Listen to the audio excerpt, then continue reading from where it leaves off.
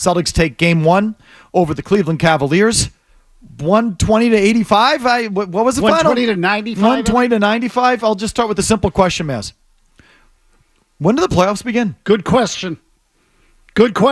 I would say in about 3 weeks, 4 weeks. June 6th. Something like that. Yeah, about 4 weeks. Jimmy got it right. June 4 6th. weeks. I texted Murray during the game last night, and I said, this is awful. I feel like I'm watching a preseason game. Murray, true or false? Is that what I texted you? That is 100% correct, Mazz. That's what it felt like, preseason game. And you know what? The crowd felt that way. The crowd in the arena, that to me is one of the telltale things, is like, what's the level of engagement with the fans in the arena? It was low. The engagement level of the players on the floor, relatively low. It's a product that I like to refer to as an empty bee's nest. No buzz. No buzz at all. And you said the same thing. I think you texted me. There's no buzz at all. Like, zero. And so great. Like, I'm glad that they won, but I'm sorry. Just as a consumer at home, I'm sure it was great for the people in the building, all the green teamers. Yay! Like, what am I supposed to do with that? Useless. I mean, it feels useless to me. It is useless. And frankly, I think it's counterproductive. So that's my question. Is there a harm in this in your mind? I say yes, because I think one of the things about the playoffs is that it's supposed to ramp up as you go. Every step gets a little bit harder. It requires a little bit more intensity. And frankly, it's supposed to be that way out of the gate. There's supposed to be an uptick in the level of competition. Like, I would loosely compare it to what happened to the Bruins in the playoffs last year, or what happened to the Tampa Bay Lightning the year they had the record-setting season and then got picked off by Columbus in the first round. You play all these easy games. The winning is so easy, and that's what it has been for the Celtics this year. It's been easy. That all of a sudden you get resistance and you're not ready to deal with it. Well, for a team that has questions about their softness in certain players, specifically your most important one, you have questions about like his heart softness and all that. The concern for me would be is whether or not complacency sets in. If they're able to run roughshod through the entire East and win these series in maybe sweeps or 5 games, does Jason Tatum feel not okay, but somewhat comfortable the fact like, okay, I had a bad first half, only shot, whatever it was last night, finished with 18 points. It wasn't really a good game for him. I can get by because other guys are going to pick me up, and they get to the finals and realize that's not going to work. So I think that's a legitimate concern. It all goes back to, do you believe in the battle-tested kind of thing? I do. There's examples where, there's some people, in other words, let me back up. There's some people who believe, no. What you really want is the easiest road. You don't want to have to expend more bullets than you have to before you get there. And that's what you want. That's your best path to a championship, that you get some series off and you get an easy road. You don't get banged up emotionally or physically. And so you're at the freshest when you face the finals. And, that the whole battle-tested thing, why would you want to beat your head against the wall for 4 weeks before you get to the final when you can be rested and all of that? So, there's some people who really believe that. Mm-hmm. And I think that's okay. I mean, they might be right. I sort of always have deferred to the battle-tested thing. I think that, you're just better suited, that it's really rare that you can, to use Joe Murray's line, of front run your way to a championship. I mean, it happens, but I think it's rare. I think usually you've got to battle through some things, and the more you harden your head, the better you are once you get there. So that's generally what I defer to, but I'm willing to allow that the other thing is for real. For example, there's all these stats that the Celtics, after last night, including the regular season and now the playoffs, they have won 19 games this season, regular season playoffs, 19 by 25 or more points. That is the most in NBA history. Okay, regular season and playoffs, and they're just 1 game into the second round, and they've already set the record. Correct. Here are the other teams on the list, Ben. I don't know if you have the graphic for the simulcast. The 2015-2016 Spurs had 18 wins of 25 or more points. They lost in the second round. But the next 2 teams, the 70-71 Milwaukee Bucks, that was one of Kareem's first couple years in Milwaukee, and that team seems to come up on a lot of these lists, like point differential, net rating, games, whatever. They've that 70-71 Bucks season is like an all-time season. Not that anyone would remember that, but the Bucks in 70-71 had 18 games, 25 or more points that they won by. They won the title. The 2016-2017 Warriors won 17 games, regular season and playoffs, by 25 or more points. They won the title. So it's not like if you have one of these seasons, you lose. 2 out of the 3 teams so far on that list went all the way because they were just that much better than everybody else. What if the Celtics are just that much better than everybody else? Okay, so I would tell you there are no absolutes and that I would treat some of these situations differently because I think the team makes a difference. And when I say the team, I don't mean the franchise. I mean the team in that particular year. That Golden State team we're talking about had already had a title, and we're talking about Curry, Thompson, Draymond Green, and they had Durant on that team as well. So Durant was a passenger, one of the all-time great teams in the history of the league, and they already had a title under their belts.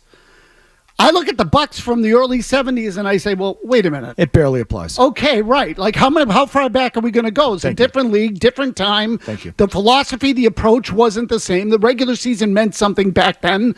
Like, all that stuff is totally, totally different. These Celtics have not won. And the San Antonio Spurs lost. Okay, so there's one.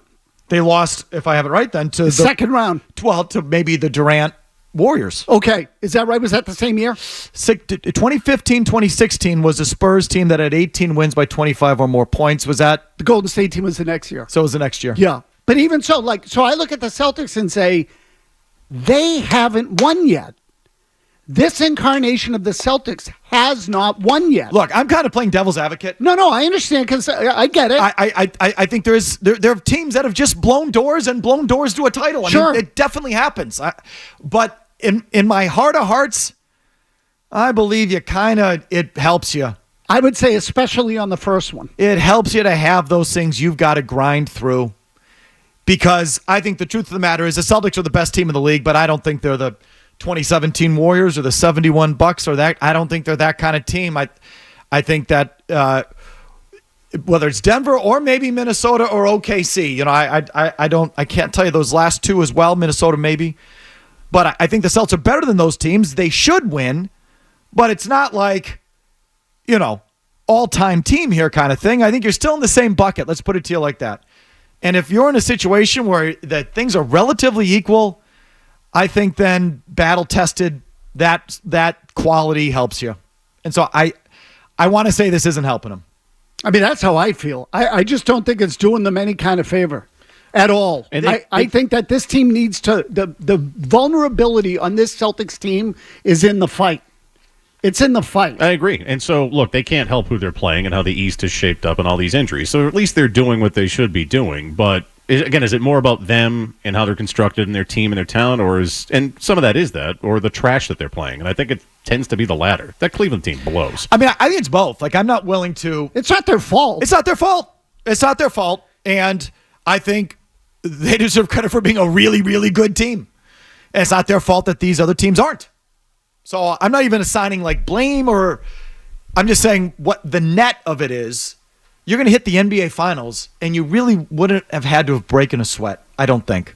I don't think anyone can push you, and I think that's probably going to hurt you. But I'm willing to be convinced otherwise. I've seen plenty of examples otherwise. It's just there's another one. So the Celtics now have. It was their fourth 20-win. It was their fourth 20-point win of the playoffs. Correct. They've only played 6 games. Right, they have 5 wins. They've only played 6 games. They've won 4 of them by 20-plus points, which already ties a franchise record. Mm-hmm. It ties a franchise record, and they've only played 6 games. So by the time they get to the finals, they will have had maybe 7 or 8 of these. Mm-hmm. I mean, I think it's going to be that many. Yep. There's just nothing you can do about it. I'm not ripping anyone for it. I just don't think it's. I don't think it's going to serve them. It isn't going to. I mean, again, I can't say definitively. How do you know? They might be a buzzsaw for all I know, and they blow everybody out and win 16 games, all by 20 points. Right. If Joe Murray's right, they can front run their way to a title. Then it's all mute or moot. And this is sort of a tangential element of this. Did you find last night, if you were a Celtics fan, did you find the win gratifying? I can't speak for Celtics fans. Okay, Murray, did you find the win gratifying? No, not particularly. I haven't found any of them gratifying. Well, that's you. I've enjoyed the Derek White performances, I'll be honest. Yeah, I like him too. And, he's my favorite player in the team. And he was so freaking unconscious in that. Was that the second quarter or the second quarter, I think? He was so, third quarter, he was so unconscious. It was ridiculous. Okay, and I like that too. And I'll take it back. Miami game 3 meant something to me because of the way they kind of pushed back. So that one had some value to me, so I'll take that one back. But I will say, let's just say they go through the whole thing winning like this. Isn't that hollow? Doesn't it feel kind of... look, the championship's a championship. The parade is the parade. But doesn't the value come in withstanding the pushback? It's supposed to be about having to fight for it. That's where the value of a championship comes. Listen, from my seat, I agree with that 1,000%. If I were like a Celtic fan, you sure go to sleep at night breathing easy. As you never you grinding out these Bruins games or grinding out most of these games, and you're just like, what if you never had to feel any stress? You could watch your team through the playoffs and never feel any stress. What an existence. Yeah. Aren't you jealous of it? No. Yeah, it typically doesn't happen. No, I'm not. jealous of it. I'm not. And I'll tell you why. That's why Celtics fans are so happy. Because I think it's hollow. I mean, if you just want to win an easy championship, seriously. What's wrong with winning an easy championship? Well, then why don't we just have them play in the local youth competition? It's the NBA. Okay. No. But what's the difference? I'm with you that not being battle tested could come back to hurt them. I totally believe in that. But I'll take a championship any way it comes. Okay, so do you find satisfaction in the Americans winning Olympic gold in basketball? No. Me neither. Why not? Why not? Because the rest of the world isn't up to our standards. These are the best players in the world competing against the best players in the world. I do not agree with you on this one. Okay, you don't have to. I'm just telling you. And again, I'm not going to take it away from them. The ring is the ring. I don't care. I'm not like these. I know I like to tease Celtics fans for the 1958 title against the Quad City Riverhawks. It's a ring. It's a banner. I just do that because you like to diminish the Lakers and whatnot. They all count. In a bubble, out of a bubble, in Minneapolis, in LA, in Boston, against the Quad City Riverhawks or the Golden State Warriors. A ring's a ring. Whether it's easy or hard, take the ring. Yeah. Did I say they should give it back? No. Okay, let me strike that. Rephrase. I'm talking about the value of it internally in your gut. Oh, I don't think it'll matter to most people. If you win a championship, it matters to me. I'd take that banner and shove it down my trousers. I mean, look, good for them. If they get it, good for them. Like, I'm not, and I don't say that sarcastically. So it's less of a title? Should they only raise it like 3/4 of the way? I didn't say that. I didn't say that. They I don't didn't even say any of capitalize that. the T. I said in the corner of the building like the 16-0 Patriots banner. Yeah. Lowercase. Yeah. I personally don't find it as gratifying.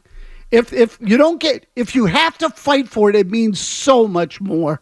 It just does. I think it helps you. I think you should ask for the resistance. You should almost want the resistance. No. If this is where I will break from you. If I can win a title not having to break a sweat, I don't need to break a sweat. I just think breaking a sweat helps you at some point when you get challenged. But if I don't have to do it, no. I'll breathe easy, swing easy, sleep easy, no problem. All the way to the ring. And then I'll make you kiss it. Yeah, what's the point of playing if it's that easy? Oh, come on, Mazz. It's still the best players in the world. Like, really? Yeah, you feel that way? Because I know you're a Celtics fan at your heart. You're going to feel a little less about this one? I'm telling you. If it's this easy all the way through? I think these 6 games, for the most part, again, and I'll leave the exception of games 2 and 3 with Miami because there was some fight in there. I don't think they've been all that entertaining or enjoyable. They've been useless. I agree. I'm talking about the NBA Finals. Yeah. Again, if the NBA Finals are like last night, and they won't be because the intensity level will be higher. I'm going to, and if I were a Celtics fan, I would take that banner and rub myself silly with it. I'd be so ecstatic. I think the ratings nationally will be horrible. So? Yeah, if big whoop. What do I care? No, again, but I'm just telling you that it's a bad product. It's not as compelling. It's not as entertaining. It's not. The whole point as a spectator is to see the fight. That's the whole point. If there's no fight, well, let's just have them play in the NCAA tournament. They can kick the crap out of everybody in that. If you like that clip, check out more videos from Felger and Mazz here. For more Celtics analysis and opinion, hit this playlist. And for all the latest from the Sports Hub, download the app at 985thesportshub.com.